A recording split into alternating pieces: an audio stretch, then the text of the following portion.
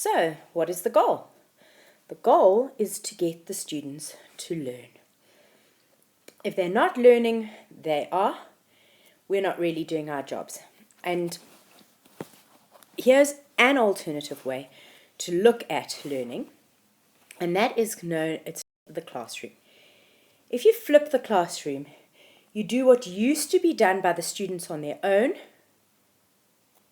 with you, and what used to be done with you gets done when they are on their own. How are we going to do this?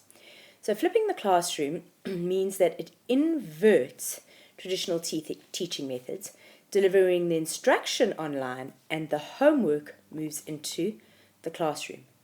Now, one of the problems is that students often feel intimidated by their homework and they can't even begin to do it. Whilst if the teacher is in the room with them, they're then in a position to do their homework with the help of the teacher. So, the lecturing or the traditional lesson time is going to happen online, and then there's going to be consolidation with the teacher present. In the traditional classroom, the teacher gave a lesson, students took notes, they followed a guide and instruction, and then the students would have homework. Come back, often it would be incomplete because the students found it too difficult. Now what you've got is that the teacher instructs via a digital interface, so on a screen in some way or another.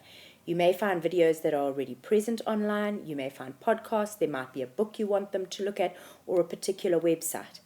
I'm going to suggest that you actually teach some lessons online, have them online, and the students can engage with them when they're ready. And then, in class, with the teacher present, you can get a deeper understanding and they can ask questions and receive the support that they require. So, what are the benefits of the flipped classroom?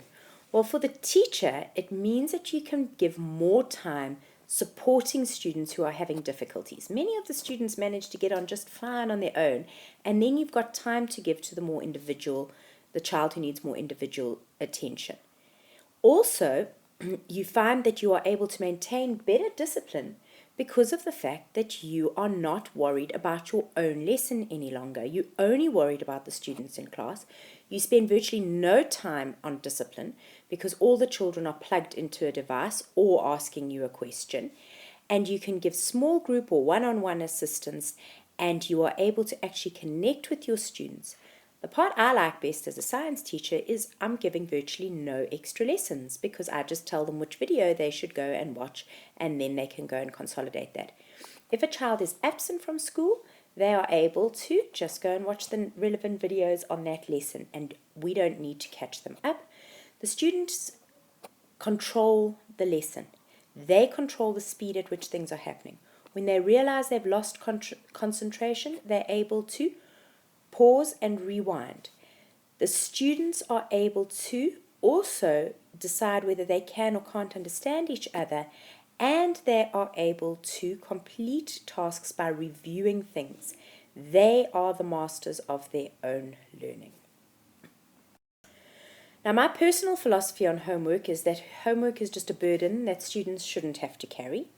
And actually, by the time a student who's involved in a top school gets home after sport and other extracurricular activities, who still has the energy for meaningful homework? So what I'm doing is I'm flipping the classroom in my classroom. So students are engaging with the screen and then engaging with material, and all of it is happening in the classroom. Absolute minimum of homework. But the videos are available for them to go and review their work.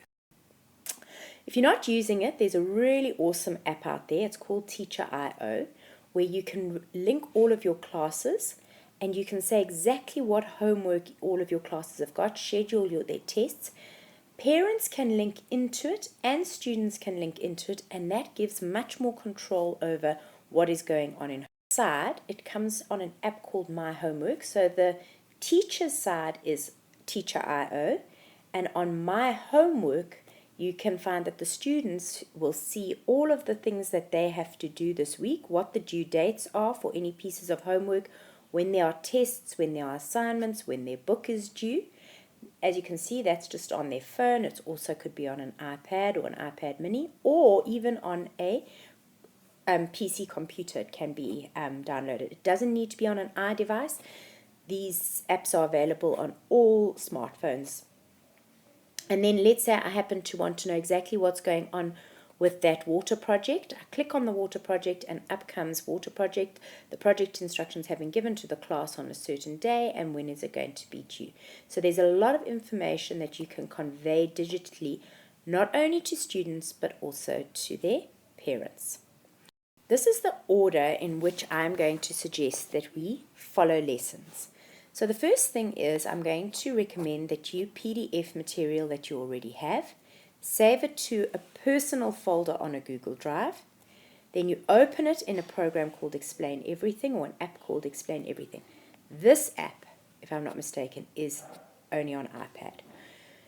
Then you can add videos, pictures wherever appropriate, record your lessons, save the video to a Google Drive, and that has to be a shared folder.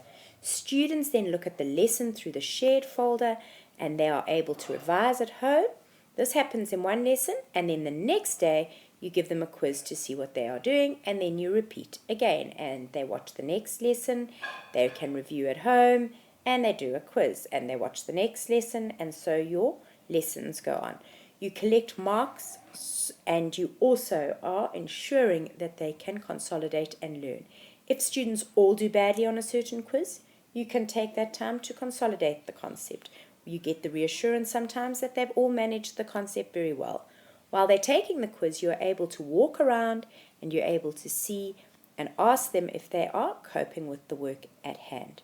You also get immediate feedback as a teacher as to who did and didn't get which questions right and wrong, and so you can go and target those students while they are busy working on the next lesson.